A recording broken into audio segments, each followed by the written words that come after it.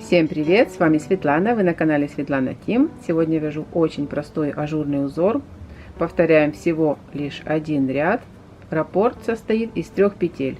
То есть набираем на спицы количество петель кратное 3 плюс 2 петли кромочных. С обеих сторон узор выглядит одинаково. На спицах 14 петель, вяжу 4 раппорта. Кромочную снимаю, не провязывая. Вяжем 2 вместе лицевой за заднюю стенку.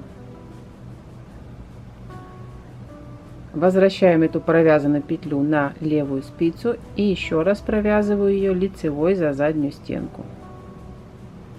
Накид.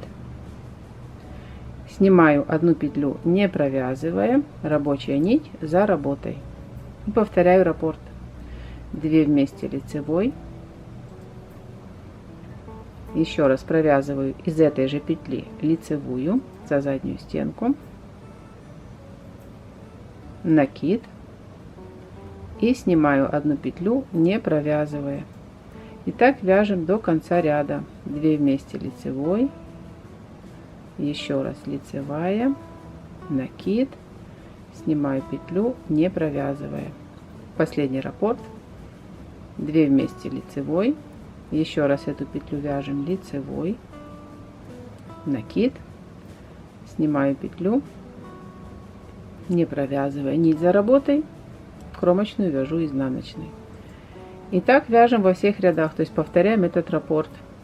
Кромочную снимаю.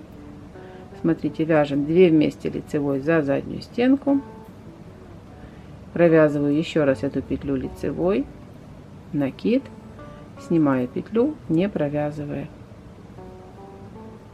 2 вместе лицевой, лицевая, накид, снимаю петлю, 2 вместе лицевой.